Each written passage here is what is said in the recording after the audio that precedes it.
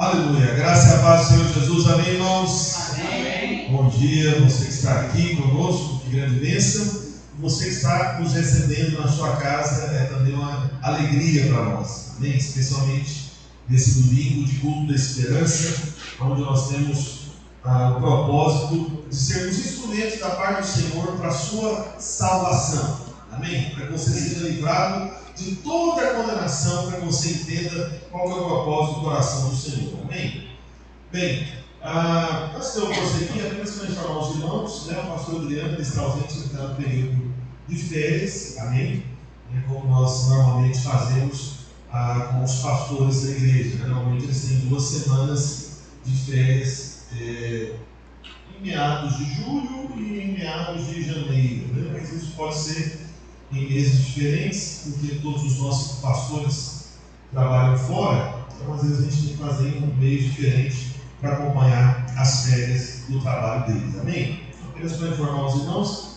E eu não sei quantos irmãos que entregaram, a última coisa, a oferta das missões mundiais, a gente não vai receber mais, mas aqueles que entregaram, nós temos algumas revistas aqui ainda, né, que a gente até comprou, né, na verdade, nessas revistas tiveram custo.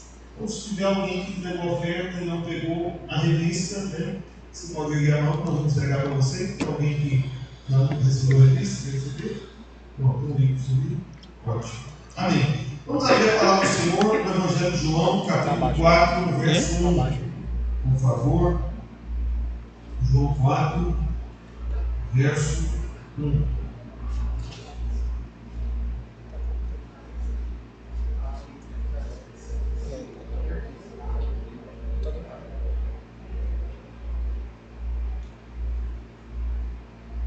Irmãos, tem uma informação do informativo que não chegou aqui às minhas mãos. Nenhum dos irmãos tem informativo. Não é isso? Pode. Vou buscar lá atrás. Foi só eu que não recebi, não. Não estou vendo ninguém de informativo na mão. Bem.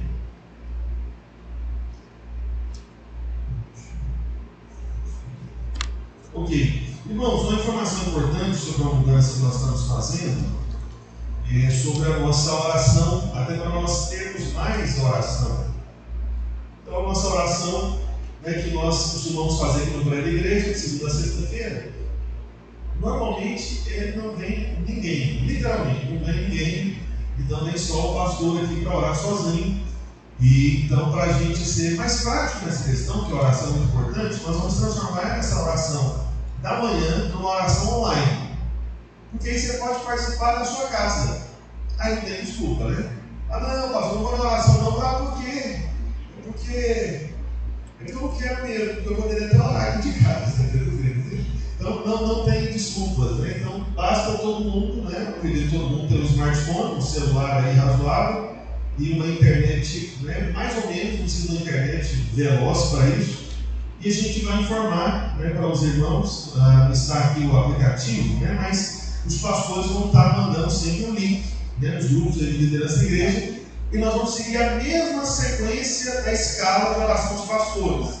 Então, segunda e terça, normalmente é o pastor Rafael Marcos André, né, na quarta, o pastor Adriano, então no caso vai ser o Júlio, o pastor Adriano de férias, na quinta e na sexta, o pastor Dário e o Igor, então eles vão estar à frente dessa oração online. Também para orar juntos, como a gente faz na época da pandemia. Quantos aqui participaram das orações online da pandemia? Amém? Uma bênção, né?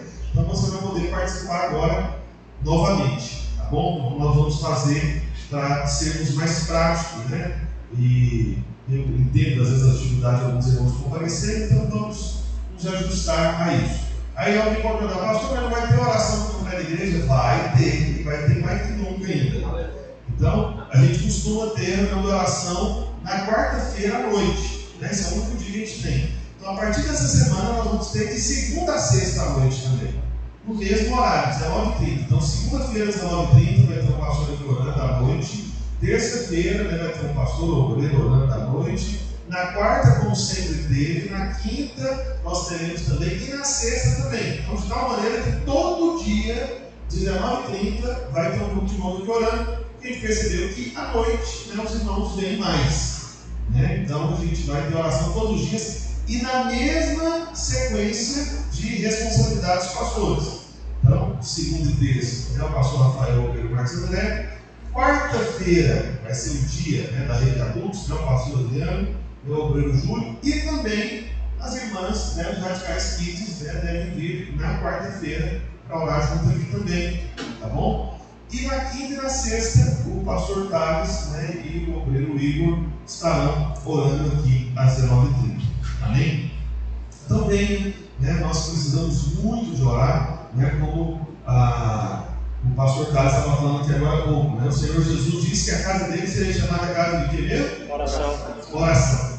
E a Bíblia, o Senhor Jesus não disse que a casa dele seria chamada casa de cura, né? Ou casa de prosperidade financeira, ou até casa de pregação, mas como seria casa de oração.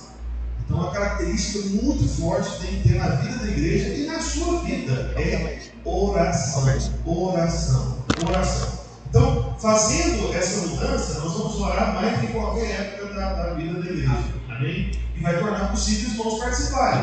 Tá bom? Então, oração online. Né? Basta você acessar o link que vai chegar no seu celular 6 horas da manhã. Tá bom? Eu tenho certeza. É difícil, né? Alguém que não consiga ter disponibilidade 6 horas da manhã. Ainda mais estando em casa, né? Eu acredito que vai ser viável, né, para a grande maioria dos irmãos.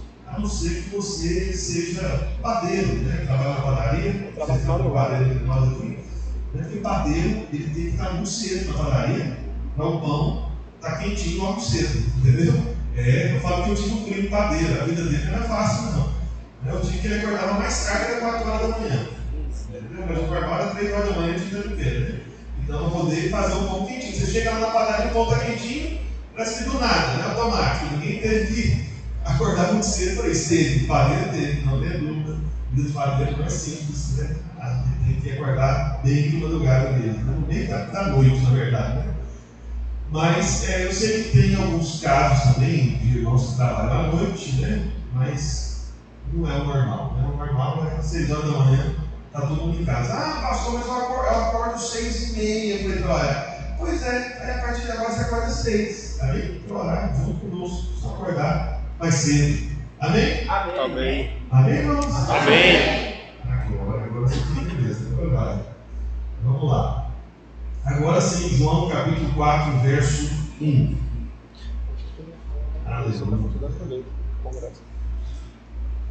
João capítulo 4, verso 1.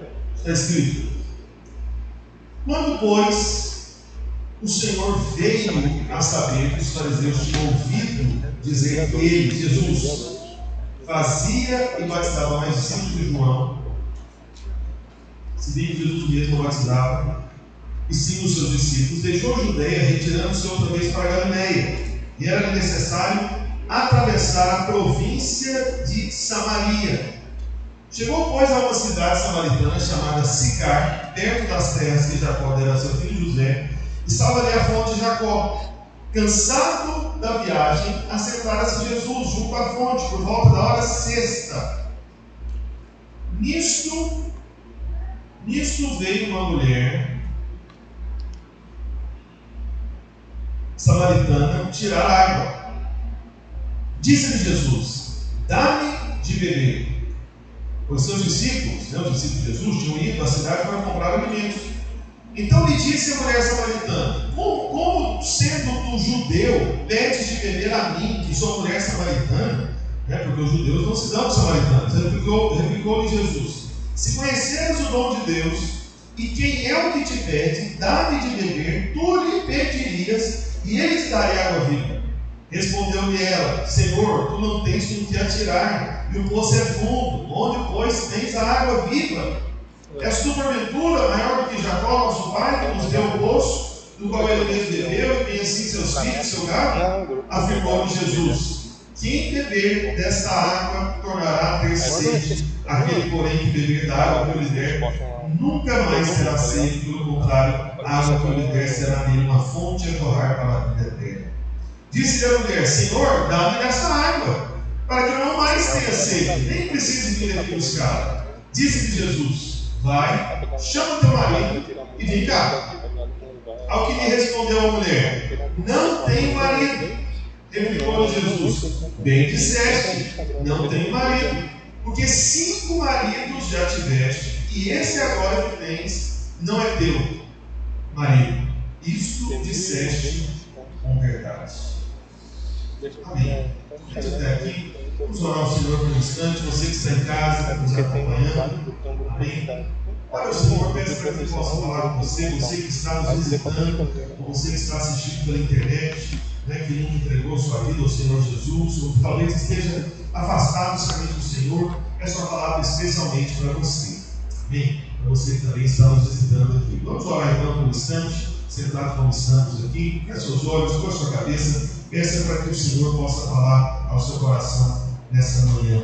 Amém? Em nome de Jesus. Pai, em nome de Jesus, nós invocamos o Teu nome, Senhor, nessa manhã. Pedimos para que o Teu Santo Espírito, ó Deus, possa trazer clareza, ó Deus, de entendimento a respeito da boa notícia da Tua salvação. Ó Deus, que o Senhor possa operar entre nós, ó Deus, também através da internet, através dessa palavra, dessa mensagem. Ó Deus, alcançando o coração daqueles, ó Deus, que não creram ainda, ou daqueles que estão afastados, daqueles que não foram salvos, livrados da condenação eterna que virá. Por isso, ó Pai, em nome de Jesus, que o Teu Santo Espírito possa abrir os olhos do nosso entendimento e que nós possamos acessar essa água viva que nos dá vida, que é o Senhor. Em nome de Jesus, eu digo amém. Amém. Amém e amém. Amém. Antes da gente voltar para esse texto, eu quero ler alguns outros textos aqui com você. Depois, no final, a gente vai voltar para esse texto, mais para o final. Lá em 1 Timóteo, no capítulo 2, verso 4, olha só o que diz a palavra do Senhor. 1 Timóteo, capítulo 2, verso 4, é escrito: o qual deseja que todos os homens sejam salvos e cheguem ao pleno conhecimento da verdade, porquanto há um só mediador entre Deus e os homens, Cristo Jesus, homem. Você viu o apóstolo Paulo falando para Timóteo que essa é a vontade de Deus. Ele deseja que todo homem seja salvo. Isso é um desejo de Deus.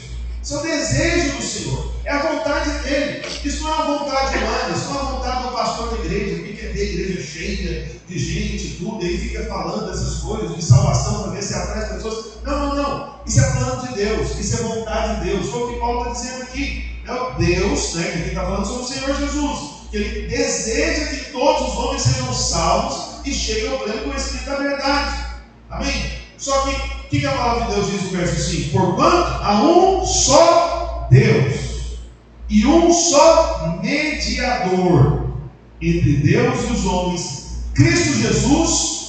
Qual que é a última palavra que Paulo fala no verso 5? Cristo Jesus o quê? Homem. Amém? Então, existe só um mediador entre Deus e os homens. Por que Paulo conclui, enfatizando isso, Cristo Jesus homem? Porque Cristo é Deus. Ele é o Senhor, Ele é o nosso Salvador. Ele nunca teve início de dias. Amém? Ele começou aqui nessa terra. A vida dele humana. Mas a vida dele divina nunca teve início.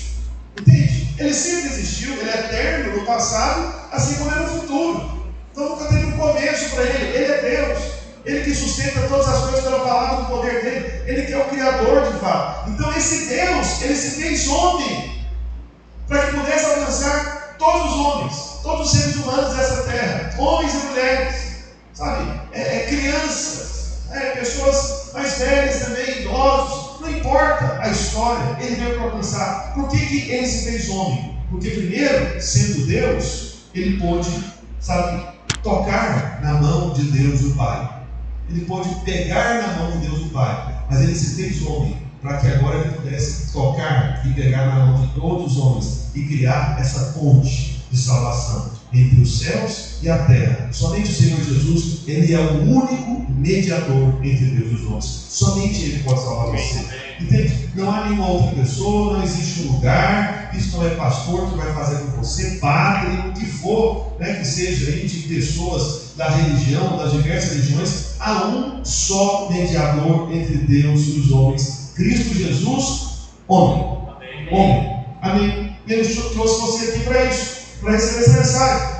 Só que, antes da gente chegar nesse ponto, de como que o Senhor Jesus faz isso, eu quero mostrar para você, por um instante, e não se assuste, e por favor não vá embora agora, porque senão você vai entender tudo errado dessa pregação, porque tem algumas partes aqui meio assustadoras, mas é para você entender a gravidade da condição do pecador.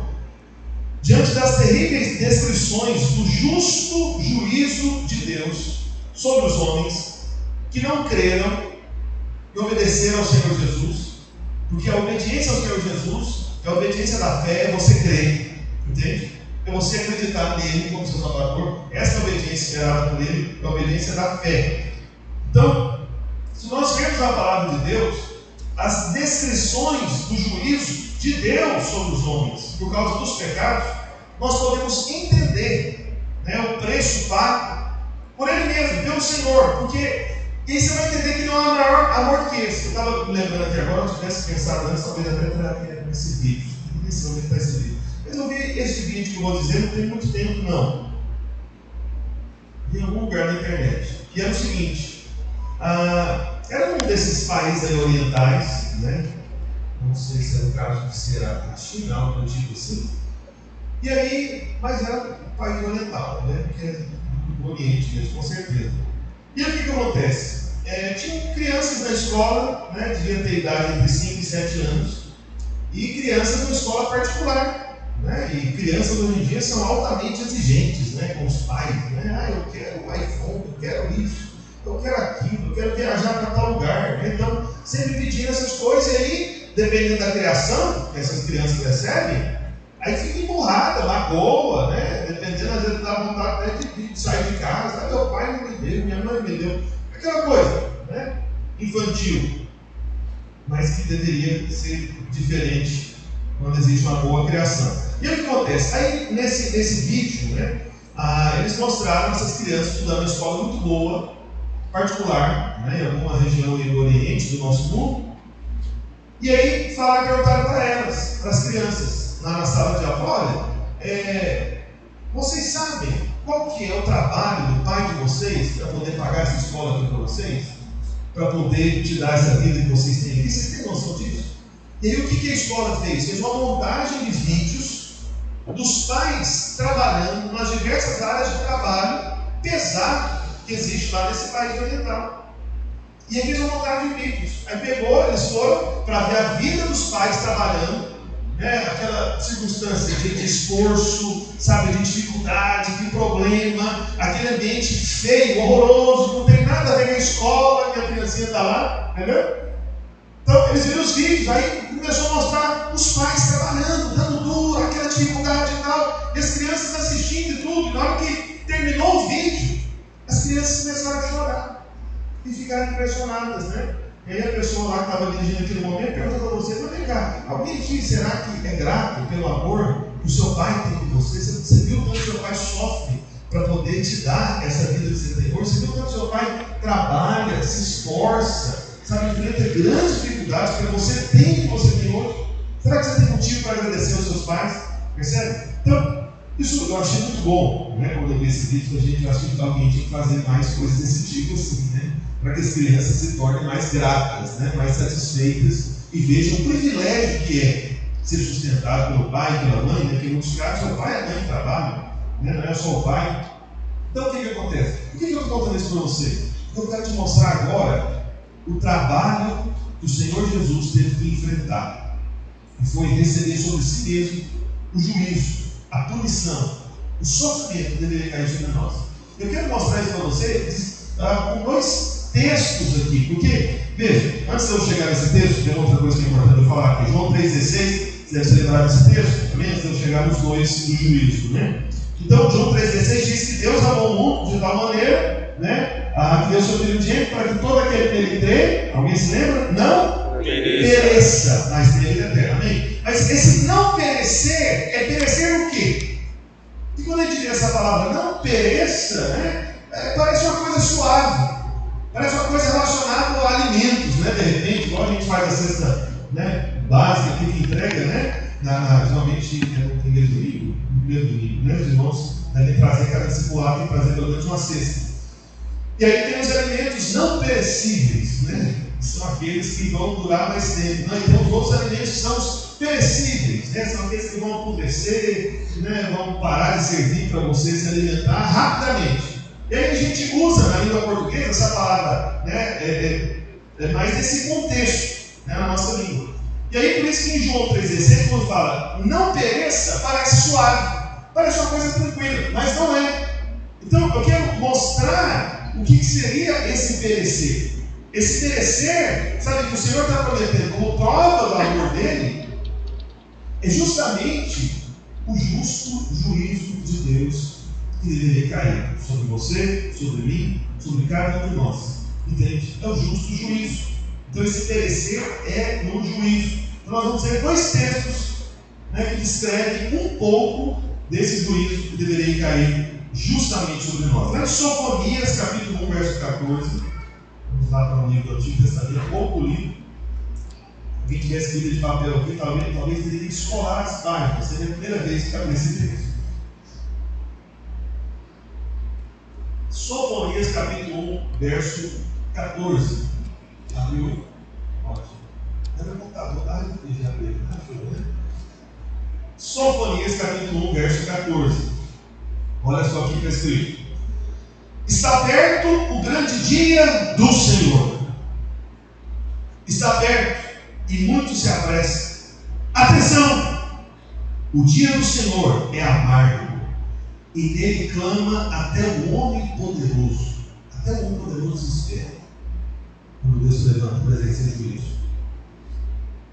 O dia do Senhor é amargo e nele clama até o homem poderoso. Verso 15. Aquele dia é dia de indignação, dia de angústia, dia de alvoroço e desolação, dia de escuridade e negrume, dia de nuvens e densas trevas, dia de trombeta e de rebate contra cidades fortes e contra torres altas. Trarei angústia sobre os homens, e eles andarão como cegos, porque pecaram contra o Senhor. Percebe a consequência grave do pecado? Muita gente peca, acha que é nada. Então, cada pecado cometido justifica essa ação divina. Porque Deus é justo. E Deus, como justo, é santo, é perfeito. Então, Ele tem que tratar a imperfeição do pecado de maneira justa. De maneira justa de tratar a imperfeição do pecado é através de um severo juízo. E Ele é o executor desse juízo. Uma coisa é você ter um homem indignado contra você. Outra coisa bem diferente. E aí, nesse caso, não tem saída. É a indignação do próprio Deus Todo-Poderoso contra você. Aí é grave. Então, vamos continuar lendo o texto bíblico aqui. Está na Bíblia, isso aqui também. Verso 17, não, 18 agora. Aliás, não terminei o 17. Deixa eu ler no começo, que eu li só a primeira parte. Trarei angústia sobre os homens, e eles andarão como cegos, porque pecaram contra o Senhor. Aí o que diz a seguir? E o sangue deles se derramará como pó, e a sua carne será atirada como esterco.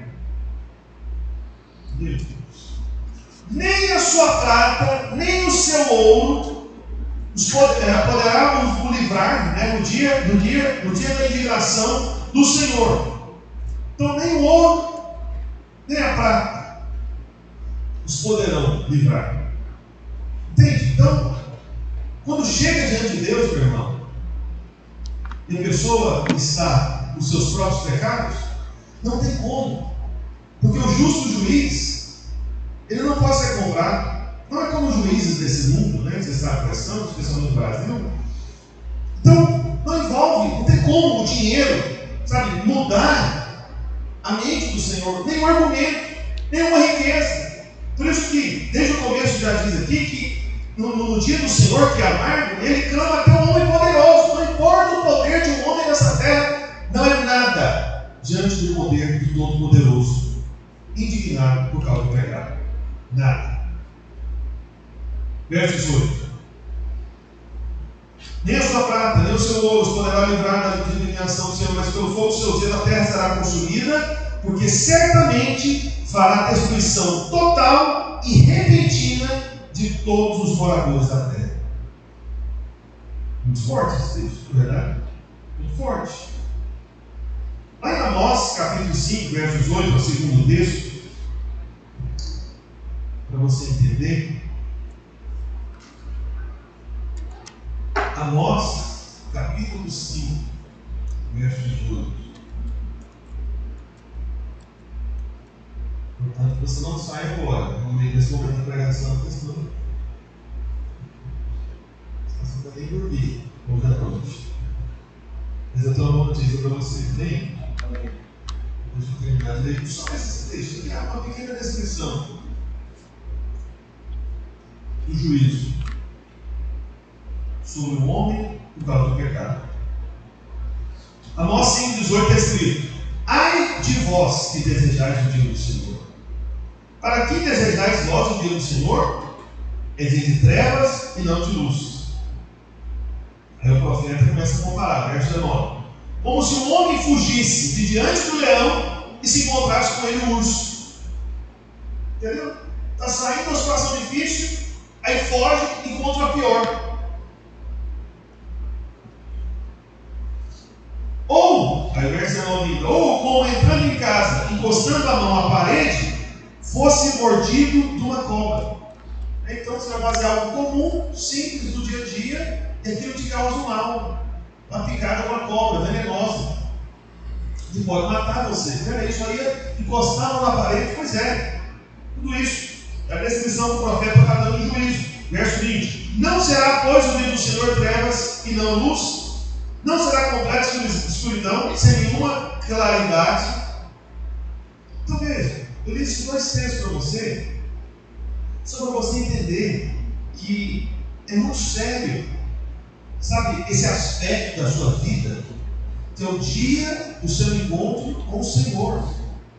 Isso é muito sério. É a parte mais séria da sua vida. Não tem nada mais sério que isso. Tem gente que acha que sério é conseguir dinheiro para pagar as contas. Não, você tem a sua importância, mas não é nem de longe tão sério como isso que eu estou falando para você. Tem gente que acha que é sério é responsabilizar-se pela família, né, pelo cônjuge, pelos filhos. Ok, isso é bastante sério, mas não é tão sério ainda como esse dia que você vai comparecer diante do Senhor, porque todos nós iremos comparecer. Seja você alguém que frequenta a igreja ou não, não importa, todo ser humano, toda criatura vai comparecer diante do Senhor. E se ele comparecer diante do Senhor, imerso nos seus próprios pecados, ele vai receber o justo juízo. E como a opinião de Deus a respeito do pecado não muda, amém? Olha para cá. Vou fazer esse barulho aí para causar mais um terror. Obrigado. Foi bom. Olha para cá. Veja, não tem como você fugir do Senhor. Não tem jeito. Como eu estava falando, a opinião de Deus a respeito do pecado não muda. Por isso que a condenação é eterna. Quando a gente fica confuso com isso, mas por que a condenação é eterna? A pessoa pecou durante 100 anos de vida, aí vai ficar para sempre sendo condenada? Sim, porque a opinião de Deus sobre o pecado não muda. Não muda. Deus, ele não pode ter comunhão com isso. Então, ou isso é resolvido de uma vez por todas, ou senão, para sempre, o pecador vai estar sendo punido. Porque a opinião de Deus sobre o pecado não muda. A opinião que Deus tem sobre o pecado é para sempre. Por isso, quem escolhe esse caminho de permanecer nos seus próprios pecados, para sempre estará sendo punido. Porque a opinião de Deus sobre o pecado é a mesma para sempre. Só que o Senhor Jesus Cristo, lá em Isaías 53, verso 1, nós vamos descobrir que o Senhor Jesus Cristo, isso aqui foi uma profecia que Isaías escreveu séculos e séculos antes da vida de Cristo.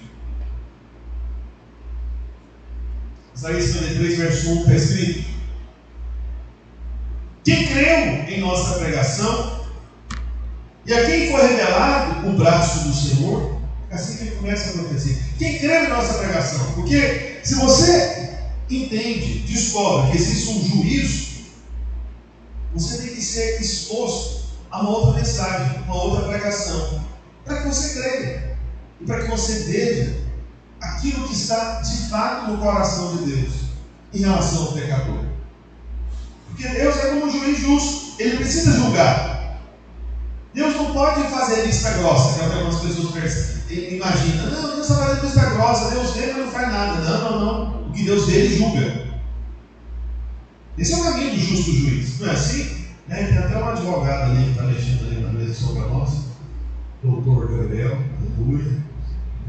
É ou não é, Gabriel? O justo juiz, o que ele vê, ele julga. Não, se ele viu, ele tem que julgar. Não é? Senão ele que precisa ser julgado.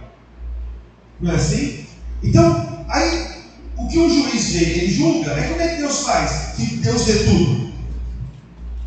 Ele vê o que você faz escondido. Ele vê o que você pensa escondido. Ele vê tudo. Então ele tem que julgar tudo. Mas vamos lá. Isaías 53, verso 1. Verso 2 agora. Aqui está falando sobre o Senhor Jesus. E a escolha que o Senhor Jesus, o Filho, fez em relação ao juízo que deveria cair sobre mim e sobre você. Verso 2: porque foi subindo como relâmpago perante ele, como raiz de uma terra seca, não tinha aparência nem formosura, olhando-no, mas nenhuma beleza havia que nos agradasse, era desprezado, mais rejeitado entre os homens, homem de dores, e que sabe o que é padecer. E como um de quem os homens escondem o rosto, era desprezado e dele não fizemos caso. Aqui está falando da condição do Senhor Jesus nessa terra. O profeta Isaías estava falando sobre o Senhor Jesus Cristo, especialmente o Senhor Jesus Cristo, no momento que ele foi crucificado, ele ficou desfigurado, não tinha aparência nem formosura, ele ficou tão ferido por escolher assumir o justo juízo que deveria cair sobre você e sobre mim, que as pessoas queriam esconder o rosto dele. Não sei se você já viu alguma cena, de repente, alguém severamente machucado, né? Eu não gosto dessas coisas, né? Não gosto. Minha esposa, acho que ela até gosta. Eu falo para ela, tinha que ter sido formado em medicina, mas tem que ela é pastora, né? Não é de um trabalho dessa vida.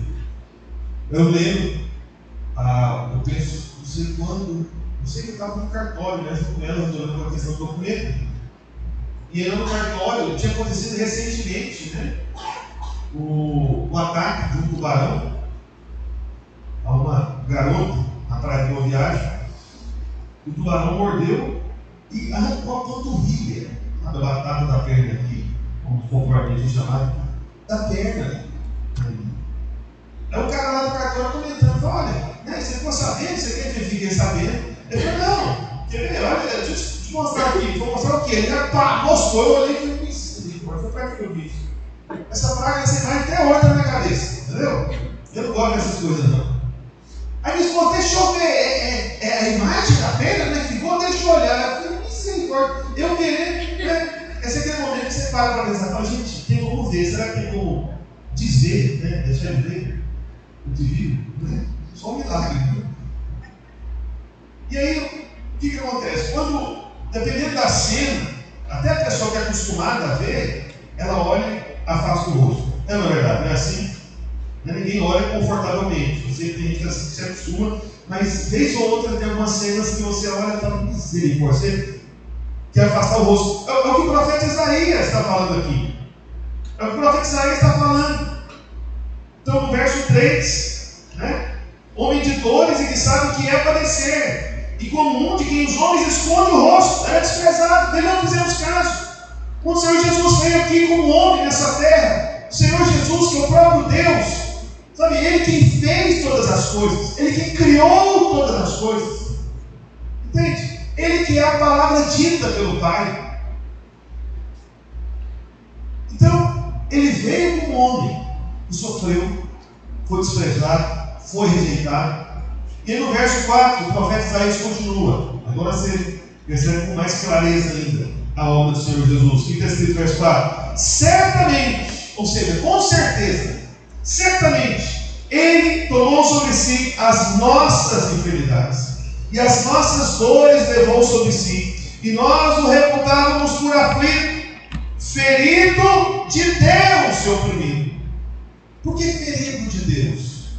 Porque o próprio Deus, o Pai, que é o justo juiz, ele veio para trazer o juízo sobre o Filho, para que todo aquele que nele crê não pereça, mas tenha vida eterna. Foi por amor que isso foi feito dessa forma. Esse justo juízo, esse sofrimento severo do Senhor Jesus Cristo lá na cruz, foi alguém sendo ferido por Deus. Porque o pecado precisa de julgar. O juiz justo, ele tem que julgar aquilo que ele vê. O nosso Deus, ele vê todas as coisas. Mas aprove a Deus esse caminho, enviar o seu próprio Filho, feito gente, homem, assumindo a nossa forma. É como se Deus dissesse: olha, esses seres humanos são os pecadores, então o meu filho vai se tornar um ser humano. E eu vou colocar todo o juízo que deveria cair para sempre na vida do Roberto, eu, sobre o meu filho.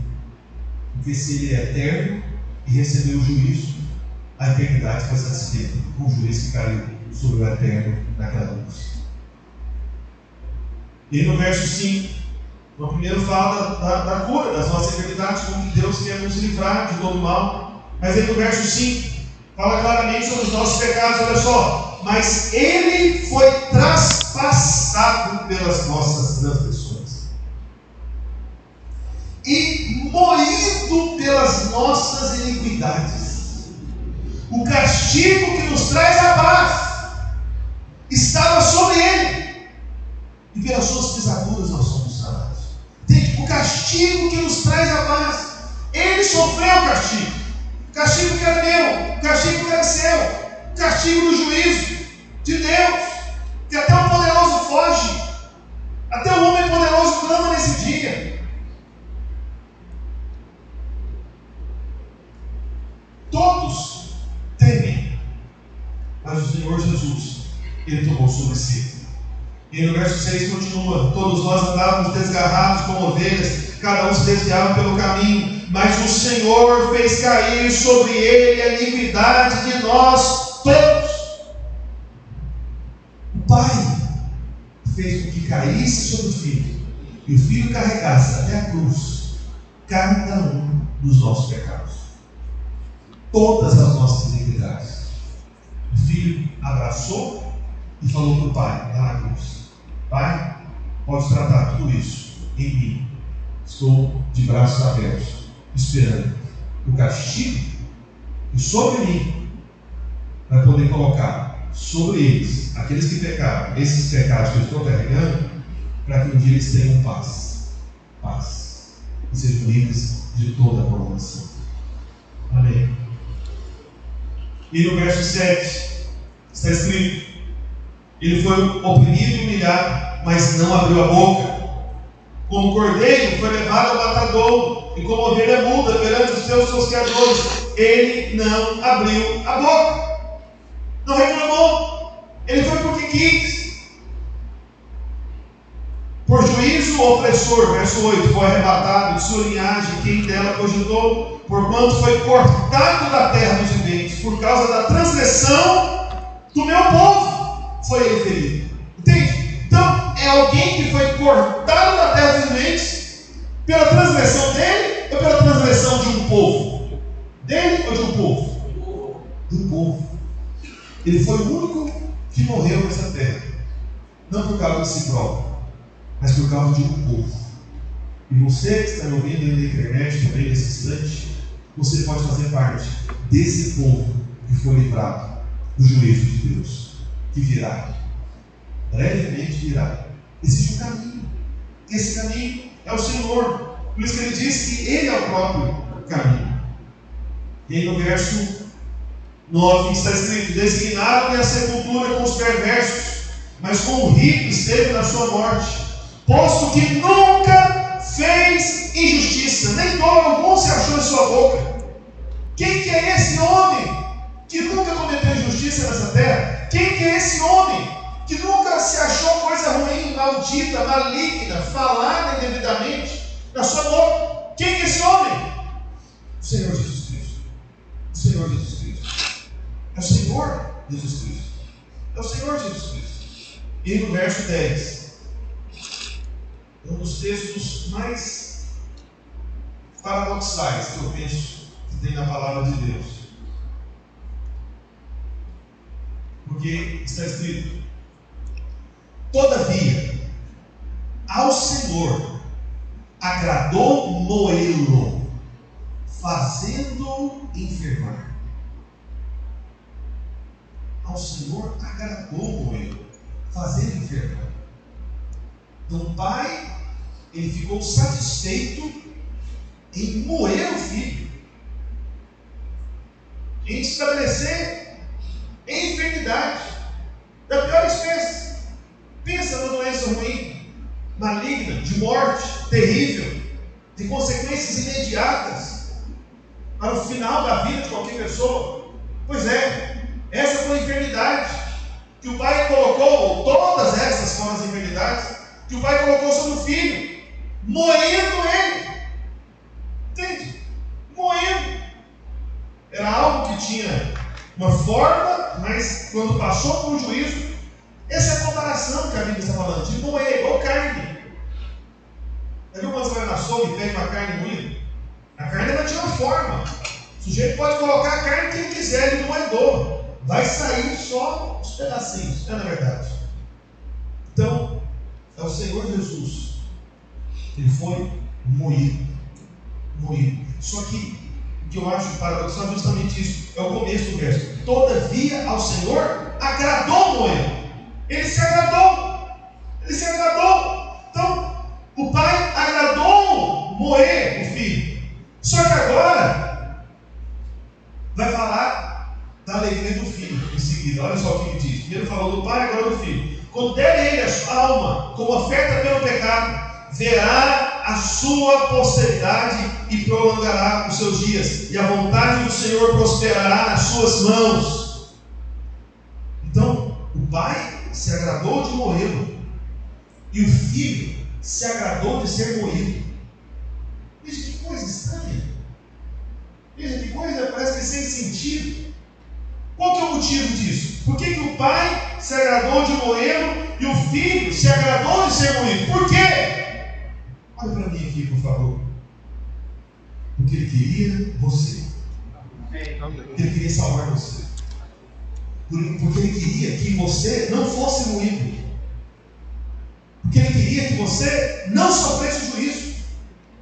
Porque ele sabe que isso ia causar em você. Ele sabe como isso ia separar você dele. É porque ele queria você. É porque ele olhou para você, viu os seus pecados, viu suas iniquidades, viu as suas falhas, viu as suas quedas, seus tropeços, suas incoerências, tudo de ruim e pior. Ele viu em você. Só que ele tomou sobre si e falou: eu serei moído no lugar dele. E o pai se agradou de morrer, e o filho se agradou de ser moído por amor a você. Porque Deus amou o mundo de homens e mulheres pecadores de tal maneira que deu seu Filho unigênito, para que todo aquele que nele crê não seja moído, mas tenha a vida eterna. Amém. E no verso 11 está falando do Senhor, da alegria dele de ser moído. Verso 11, que ele viu a consequência. Olha só: ele verá o fruto do penoso trabalho de sua alma. Não foi trabalho suave. Lembra daquela história que eu estava falando lá no Orientais? Não foi trabalho suave. Então por isso que eu te mostrei esses textos sobre o juízo, para você ver que não foi trabalho básico, não foi um trabalho simples, não foi um trabalho, sabe, de pouca força, sabe, não foi um trabalho de pouco sofrimento. Não foi. Foi um trabalho penoso. E veja, nós estamos falando de um trabalho penoso não para o homem comum dessa terra. Nós estamos falando de um trabalho penoso para o homem que é o Criador que pisou nessa terra. Para ele foi penoso o trabalho. Para Deus criar todas as coisas, ele criou todas as coisas em 6 dias, apenas dizendo: haja luz, houve luz. Ele foi só declarando e tudo foi criado. Mas para resolver o problema dos pecados, Foi um penoso trabalho. Milênios se passaram. Foi toda uma história para que no tempo certo ele pudesse vir à terra e assumir todo o justo juízo que deveria cair sobre nós. Por isso, mais uma vez, no verso 11 diz: ele verá o fruto do penoso trabalho de sua alma e ficará como? Satisfeito. Satisfeito. Satisfeito. Todo esse sofrimento foi por satisfação. Eu sei que muita gente diz que quer agradar a Deus. E faz bem querer agradar a Deus, tá bom? Faz bem, é um excelente desejo você querer agradar a Deus. Mas sabe, não existe nada que satisfaz mais a Deus do que agrada, nada que mais agrada a Deus do que a salvação do perdido do pecador. Porque o próprio Senhor Jesus Cristo ele disse, lá em Lucas 15, que haverá muito maior júbilo nos céus por um único pecador que se arrepende do que por 99 justos que já não precisam mais de arrependimento. Essa é a alegria, essa é a satisfação. Então, o pai moeu, o filho foi moído, e ele vai ver o fruto do seu penoso trabalho, e a alma dele fica satisfeita. Entende? Esse é o motivo. A gente, e agora falando com os irmãos da igreja, a gente querer uma célula multiplicar, querer ter um monte de gente nessas cadeiras aqui, sabe, querer crescer, avançar, é para satisfazer a Deus. Não é a mim, não é você. Porque, meu irmão, não existe nada maior do que isso. Deus ficar satisfeito, porque Ele pagou um alto preço. E você que está aqui hoje, nessa manhã, você que nos acompanha pela internet, não sei quanto é você, mas eu quero satisfazer a Deus. Existe um caminho para isso, que é o caminho da salvação. Mas terminando aí no verso 11, está escrito na segunda parte: meu servo justo, com seu conhecimento, justificará a muitos. Não são poucos, são muitos. Por isso tem que ter muita gente na célula, por isso tem que ter muita gente no culto, porque o negócio de Deus é com muitos, não é com poucos. Não é com poucos o negócio de Deus. Pode ser com outros seres aí, esse negócio de poucos. O de Deus, o negócio dele é muitos, muitos. E justificará a muitos, porque as iniquidades deles levará as suas. Mas agora voltando lá para João capítulo 4, que é o texto que a gente leu no começo. Quero separar alguns trechos aqui com você, brevemente. Aqui, alguns minutos, nós vamos ter uma encenação desse texto. João capítulo 4, verso 7. Coloca aí para mim, por favor. Está escrito: nisso veio uma mulher samaritana tirar a água do poço, onde Jesus ali estava cansado. Os discípulos estavam com ele, foram comprar comida. Disse-lhe Jesus: dá-me de beber. Foi o Senhor que falou para aquela mulher samaritana: dá-me de beber. Pastor, o que significa isso? Isso aqui é o Senhor Jesus mostrando, através de todos esses outros textos que eu já mostrei para você, que ele tem uma sede, que tem algo que satisfaz ele. Jesus estava com sede. Ah, pastor, Jesus estava com sede da água do poço.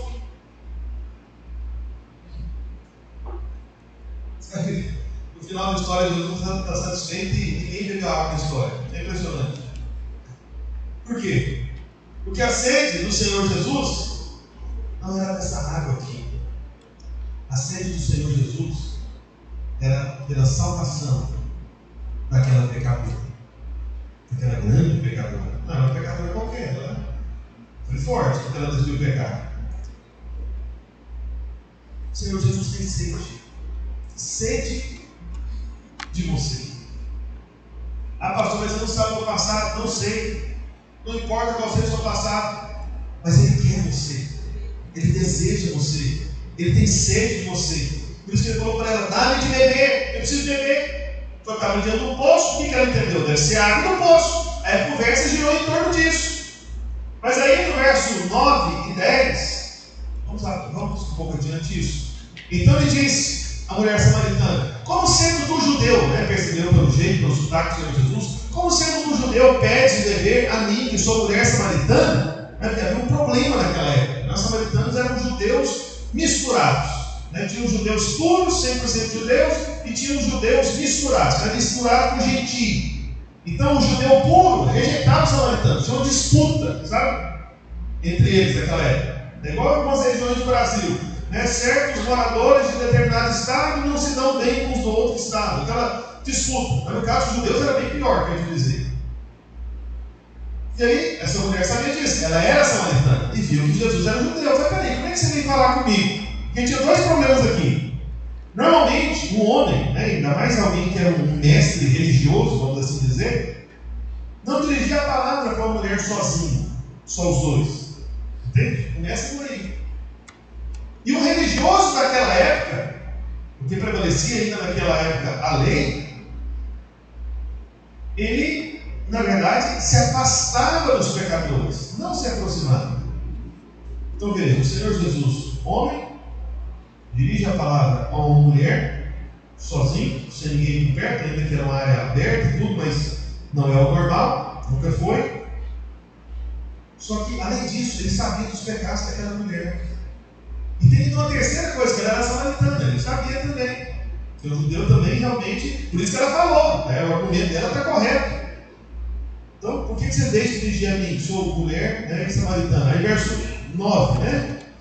Então, e disse a mulher samaritana, aliás, vamos 10 agora, né? Replicou-lhe Jesus: se conheceras o dom de Deus, ou seja, se você soubesse o que Deus quer te dar de presente, gratuito, isso é escrito em outras palavras. Se você conhecer o que Deus pode te dar gratuitamente, e quem é o que te pede, que sou eu, Jesus, entende? Quem é o que te pede? Se você conhecesse que Deus, o Pai, tem vontade de te dar de presente, e se você soubesse quem sou eu que estou aqui com você, aí o Senhor Jesus vai e diz, que está te pedindo água de beber, tu lhe pedirias e ele te daria água viva. Jesus falou para a mulher: se você soubesse o presente gratuito e tão extraordinário que o meu Pai quer te dar, e se você soubesse quem sou eu, não seria eu que estaria pedindo para você, mas você que pediria a mim. Você que pediria a mim, e eu iria te dar uma água que é viva. Não é água dessa terra, não é água desse mundo, não é essa água. Então o Senhor, Ele recebe o que ninguém recebia. Ele não fez acepção de pessoas. E o Senhor é uma fonte acessível a todos. Basta pedir a Ele. Todos podem chegar nessa fonte. As diversas fontes desse mundo, muitas você não tem acesso. Você nunca vai ter acesso a determinadas pessoas super importantes. Mas, meu irmão, o único acesso necessário é a fonte da água viva, que é o Senhor Jesus Cristo. E é a Ele que você tem acesso. Um pouco mais adiante, verso 13. Coloque aí, por favor. Verso 13. Está escrito: afirmou-lhe Jesus: quem beber desta água, água natural do poço desse mundo, tornará a ter sede. Aquele, porém, que beber da água que eu lhe der, nunca mais terá sede. Pelo contrário, a água que eu lhe der será nele uma fonte a jorrar para a vida eterna. Eu ainda estava confuso, eu perseguiram até falar: peraí, para onde vai sair essa água? O senhor não tem nem balde, não tem nem corda, como é que o senhor vai tirar essa água? Tem jeito não, que água que é essa? Então o Senhor Jesus está falando da diferença de dois tipos de água. E veja que o Senhor Jesus está falando, sabe, de uma água natural como essa. Em nenhum momento, a água do poço para o Senhor Jesus era apenas uma ilustração do que Ele queria mostrar para aquela mulher. Porque a água desse mundo é qualquer coisa desse mundo.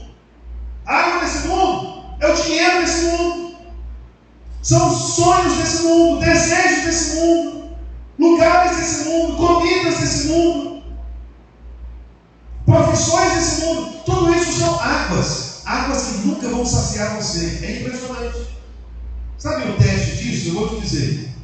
Você já viu quando você quer comprar uma coisa que para você é algo caro, mas que você quer ter muito, e você consegue comprar? O que acontece? Às vezes no mesmo dia, dependendo da coisa, acontece alguns dias depois, né?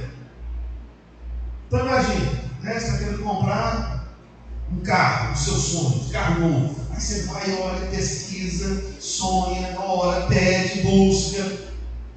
Aí de repente acontece um milagre, você consegue comprar o carro.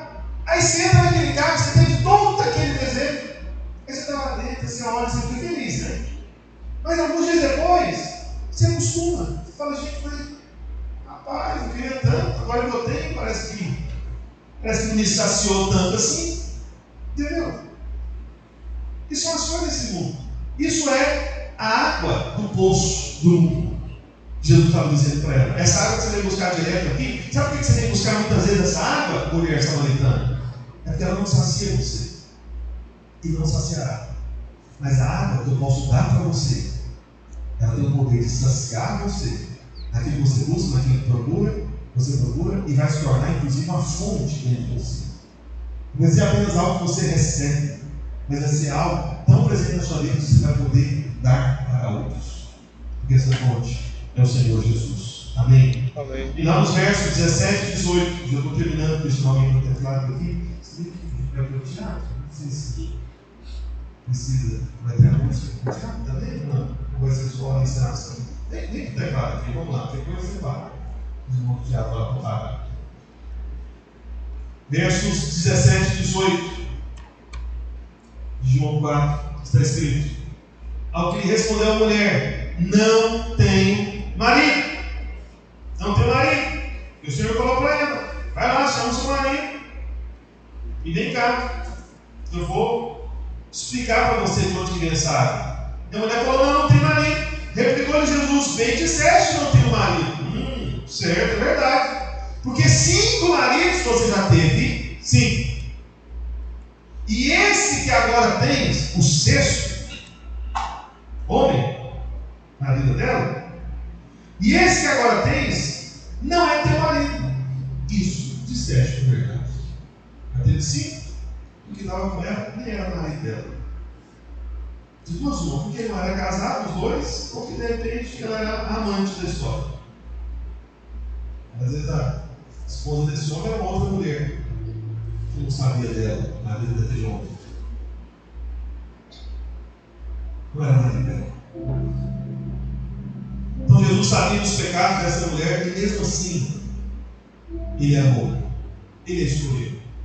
Quando você vê essa história no meio dos evangelhos, você percebe que o Senhor Jesus poderia ter escolhido um outro caminho. Mas o Senhor Jesus escolheu esse caminho de propósito, para achar essa mulher pecadora. Por isso, a mesma coisa eu digo para vocês que estão nos acompanhando na internet, em casa, ou vocês que estão nos visitando aqui presente conosco, aqui no prédio da igreja. O Senhor poderia ter escolhido muitos caminhos, mas Ele escolheu o caminho onde Ele pudesse falar isso. Eu estou dizendo para você, para que você ouvisse isso.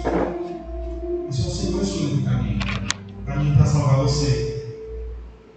Então, a realização que essa mulher buscava nos homens desse mundo, o que ela buscava? Ela queria ficar satisfeita no relacionamento. Nenhum homem desse mundo poderia dar essa satisfação para ela. Nenhum homem desse mundo poderia saciar a sede dela. Apenas o homem do céu poderia satisfazer aquela mulher. Porque o Senhor, Ele veio para ser o 7º homem na vida daquela mulher. O 7 na Bíblia é uma ação perfeita de Deus aqui na terra. Deus esperou que viesse até o 6º, para que Ele fosse o 7º e encerrasse toda a sede que essa mulher tivesse. Porque as águas desse mundo, que esses 6 primeiros homens puderam oferecer a ela, não a saciaram. Mas um dia veio o 7º homem para ser a satisfação perfeita na vida daquela mulher imperfeita, como eu e você somos imperfeitos. Ele veio para ser o 7º e último marido de verdade. Amém. Para sempre da vida dela. Então a mulher teve a sua sede saciada, o próprio Senhor foi saciado, e nós também temos sede. Ah, pastor, por que você sabe que eu tenho sede? Né? Não estou falando de água, não. Estou falando que você tem sede porque Porque as insatisfações são diárias. Todos os dias você está insatisfeito com algo. O que é isso? Sede. Sede. Sede. Sede. Nós temos sede. Mas o nosso Salvador também tem sede. E a sede que o nosso Salvador tem é por pecadores. Não importa a história. Mesmo que seja uma mulher samaritana, alguém com a história ainda pior que a dela. Aquela mulher tentou saciar-se nos relacionamentos. Alguns tentam se saciar com dinheiro. Ele fala, não, quando tiver aquele salário, aquele dinheiro na minha mão, aí eu vou estar satisfeito. Mas acaba que a pessoa até alcança aquele salário que ela desejava, mas não satisfaz. Outros tentam se saciar até mesmo com drogas. São diversas tentativas de nos saciarmos nesse mundo. A tentativa daquela mulher era se saciar com relacionamentos íntimos. Talvez outros aqui tenham o desejo de se saciar com relacionamentos melhores na família. Veja, sendo algo certo ou não, nada desse mundo vai saciar você de fato, a não ser o Salvador, que veio para saciar a sua sede. E porque ele veio por ter justamente sede de saciar você, sede por você.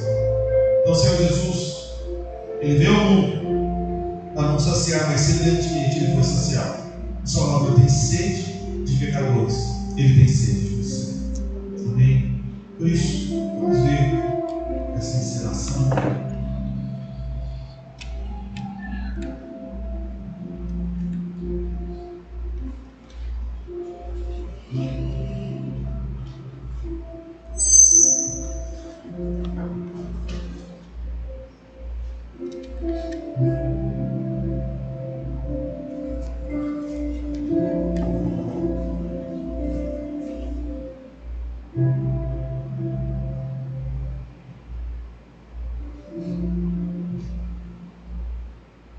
Jesus estava cansado na viagem e se sentou perto do poço.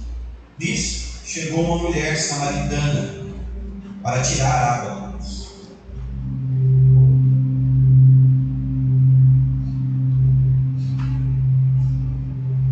Os discípulos de Jesus tinham ido até a cidade. Então Jesus disse à mulher: Você pode me dar um pouco dessa água? A mulher ficou espantada, porque os judeus e os samaritanos não se davam bem. Então a mulher respondeu: Como sendo tu judeu, quer para minha mulher e ainda mais samaritana?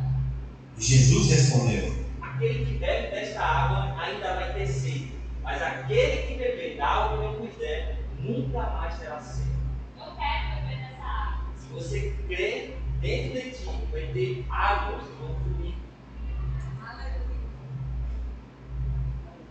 Aleluia!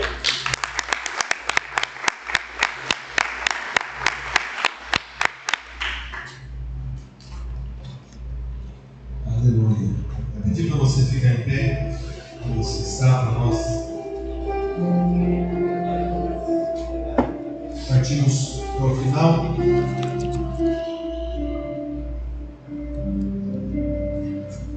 Lá em Romanos, capítulo 10, verso 9, está escrito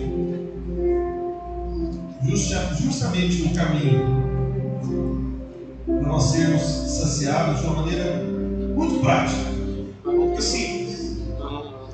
Está escrito em Romanos 10, 9: Se com a tua boca confessares Jesus como Senhor, e em teu coração creres que Deus o ressuscitou dentre os mortos, serás salvo. Porque com o coração se crê para a justiça e com a boca se confessa a respeito da salvação. Amém. Senhor, eu trouxe você para te salvar. O Senhor quer salvar você que nos acompanha de casa. Por isso eu quero chamar você para fazer uma oração junto comigo. Uma oração de entrega. Uma oração que vai saciar você de toda sede. Uma oração que é justamente o que está escrito aqui em Romanos 10, 9. Nós acabamos de ler. Nós vamos confessar com a boca, mas crer lá no coração, lá dentro, que Ele é o nosso Salvador. Amém?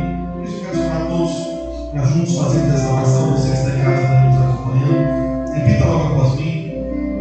Diga assim: Deus, eu te peço, me salva dos meus pecados, me sacia a minha sede esta sede que eu tenho tentado satisfazer em tantas coisas deste mundo, coisas boas e também coisas ruins.